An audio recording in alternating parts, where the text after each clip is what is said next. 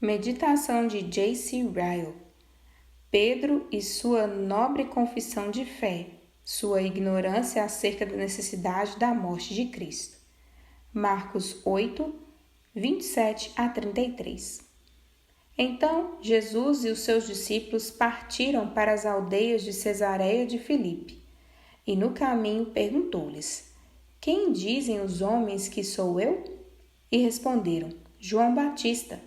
Outros, Elias, mas outros, algum dos profetas. Então lhes perguntou: Mas vós, quem dizeis que eu sou? Respondendo, Pedro lhe disse: Tu és o Cristo. Advertiu-os Jesus de que a ninguém dissessem tal coisa a seu respeito. Então começou ele a ensinar-lhes que era necessário que o Filho do Homem sofresse muitas coisas, fosse rejeitado pelos anciãos, pelos principais sacerdotes e pelos escribas, fosse morto e que depois de 3 dias ressuscitasse. E isto lhe expunha claramente. Mas Pedro, chamando-o à parte, começou a reprová-lo. Jesus, porém, voltou-se e, fitando os seus discípulos, repreendeu a Pedro e disse: Arreda, Satanás, porque não cogitas das coisas de Deus, e sim das dos homens. As circunstâncias aqui relatadas são de grande importância. Elas aconteceram durante uma viagem e surgiram de um diálogo no caminho. Felizes são aquelas jornadas em que o tempo não é desperdiçado com coisas sem valor, sendo aproveitado ao máximo na consideração de assuntos sérios. Observemos que entre os judeus prevalecia uma enorme variedade de opiniões a respeito de Jesus Cristo. Alguns deles afirmavam que ele era João Batista, outros que era Elias e ainda outros que era algum dos profetas. Em suma, toda sorte de opinião se tornara corrente acerca de Jesus, exceto aquela que era verdadeira. Hoje em dia podemos perceber a mesma coisa por toda parte. Cristo e seu evangelho são um pouco compreendidos. Na realidade, são alvos de tantas opiniões diferentes quanto sucedia há 19 séculos. Muitos conhecem o nome de Cristo, reconhecem-no como aquele que veio ao mundo para salvar os pecadores e adoram regularmente nos templos dedicados ao seu culto. Porém, poucos percebem claramente que ele é o próprio Deus, o único mediador, o único sumo sacerdote, a única fonte de vida e paz, o próprio pastor deles e seu amigo. Ideias vagas acerca de Cristo continuam sendo extremamente comuns. A familiaridade inteligente e experimental com Cristo ainda é algo raríssimo. Jamais poderemos descansar enquanto não pudermos dizer no tocante a Cristo: O meu amado é meu e eu sou dele. Cantares 2,16. Esse é o conhecimento que salva. Nisso consiste a vida eterna. Notemos, de igual modo, a boa confissão de fé feita pelo apóstolo Pedro. O Senhor Jesus perguntou: Mas vós, quem dizeis que eu sou? E Pedro respondeu: Tu és o Cristo. Essa foi uma resposta nobre, se levarmos em conta as circunstâncias em que foi dada. Ela foi dada quando Jesus era um homem pobre, sem fama, sem majestade, sem riqueza ou poder. Foi dada quando os chefes da nação judaica, tanto os de natureza religiosa como os de natureza civil, recusavam-se a acolher Jesus como o Messias. No entanto, nessas circunstâncias, Simão Pedro declarou: Tu és o Cristo.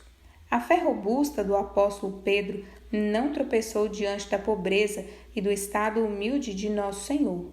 A confiança de Pedro não foi abalada diante da oposição dos escribas e fariseus, nem em face do desprezo das autoridades e dos sacerdotes.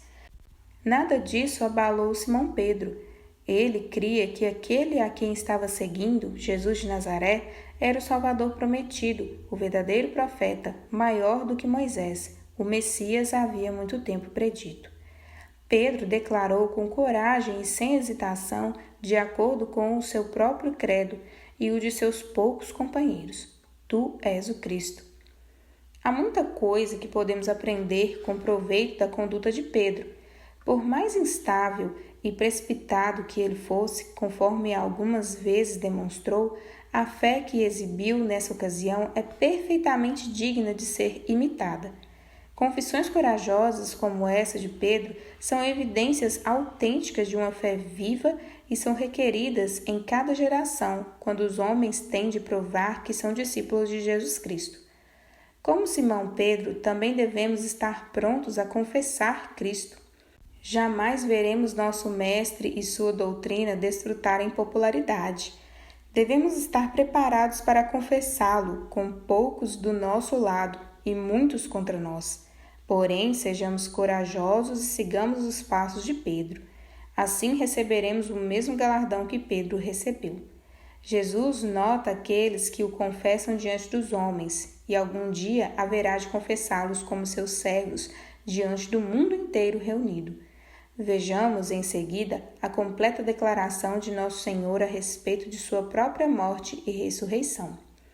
Lemos que começou ele a ensinar-lhes que era necessário que o Filho do Homem sofresse muitas coisas, fosse rejeitado pelos anciãos, pelos principais sacerdotes e pelos escribas, fosse morto e que depois de 3 dias ressuscitasse. Os eventos aqui anunciados por Jesus devem ter soado um pouco estranhos para os discípulos. O fato de receberem a informação de que seu amado mestre, após todas as poderosas obras que realizava, em breve seria morto, deve ter sido para eles como uma má notícia, como algo que ultrapassava sua compreensão. Entretanto, as palavras que transmitiram a notícia dificilmente foram menos notáveis do que o próprio evento. Era necessário que o Filho do Homem sofresse, fosse rejeitado, fosse morto, ressuscitasse. Por qual motivo Nosso Senhor declarou que era necessário? Estava querendo dizer que não tinha capacidade para escapar de sofrer, que teria morrer devido à compulsão de um poder maior que o dele mesmo? Impossível! Esse não foi o sentido de suas palavras. Ele queria dar a entender que tinha necessidade de morrer a fim de oferecer ao mundo um grande exemplo de autossacrifício e abnegação e que somente isso tornava sua morte necessária? Uma vez temos de responder: impossível. Há um significado muito mais profundo nas palavras era necessário que o Filho do Homem sofresse e fosse morto. Ele quis dar a entender que sua paixão e morte eram imprescindíveis para que houvesse expiação pelos pecados do homem. Sem derramamento de sangue, não haveria remissão de pecados. Sem o sacrifício de seu corpo na cruz, não haveria satisfação da santa lei de Deus.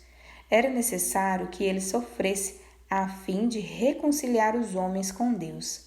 Era necessário que ele morresse, pois sem a sua morte, como uma oferta propiciatória, os pecadores jamais poderiam receber a vida. Era necessário que ele sofresse, porque sem seu sofrimento vicário, nossos pecados nunca poderiam ser removidos.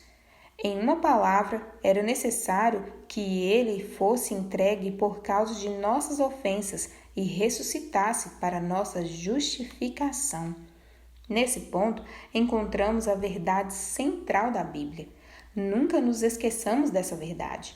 Todas as demais verdades, em comparação a essa, têm importância secundária. Não importando qual ponto de vista mantemos quanto à verdade religiosa, tenhamos firme compreensão a respeito da eficácia da morte expiatória de Cristo. Que a verdade tão frequentemente proclamada por Nosso Senhor aos seus discípulos e tão diligentemente ensinada por eles ao mundo seja a verdade fundamental para o nosso próprio cristianismo. Na vida e na morte, na saúde e na enfermidade, apoiemo-nos com todo o nosso peso no poderosíssimo fato. Embora tenhamos cometido pecado, Cristo morreu pelos pecadores. Embora nada mereçamos, Cristo sofreu em nosso lugar na cruz. E mediante esse sofrimento comprou o céu para todos aqueles que nele creem. Finalmente, observemos a estranha mistura de graça e de fraqueza que pode ser encontrada no coração de um verdadeiro crente.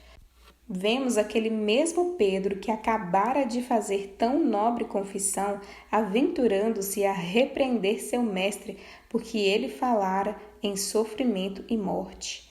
Vemos Pedro atrair sobre si a mais severa repreensão que os lábios do nosso Senhor proferiram durante seu ministério terreno. Arreda, Satanás, porque não cogitas das coisas de Deus, e sim das dos homens. Aqui encontramos uma prova humilhante de que o melhor dos santos é apenas uma pobre criatura falível. Vemos que havia ignorância em Simão Pedro. Ele não compreendia a necessidade da morte de nosso Senhor e até procurou impedir seu sacrifício na cruz. Vemos que havia presunção em Simão Pedro. Ele imaginou que sabia o que era direito e apropriado para seu Senhor, melhor do que seu próprio Senhor, e incumbiu-se de mostrar ao Messias um caminho mais excelente. Finalmente, mas não menos importante, Simão Pedro fez tudo isso com a melhor das intenções. Seu intuito era bom, seus motivos eram puros. Entretanto, o zelo e a sinceridade não servem de justificativa para o erro. Um homem pode ter boas intenções, mas ainda assim cair em tremendos erros. Dos fatos aqui registrados, aprendemos a ter humildade. Tenhamos o cuidado de não ficar envaidecidos diante de nossas próprias realizações espirituais ou exaltados diante dos elogios de outras pessoas.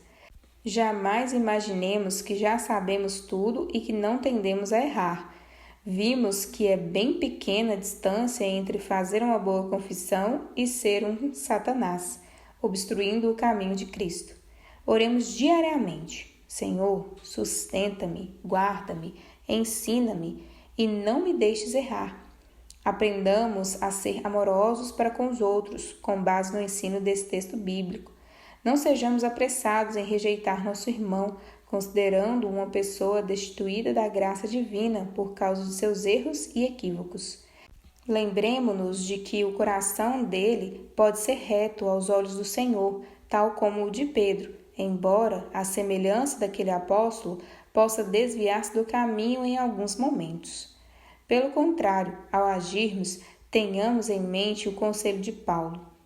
Irmãos, se alguém for surpreendido em alguma falta, vós que sois espirituais, corrige-o com o espírito de brandura, e guarda-te para que não sejas também tentado. Gálatas 6:1.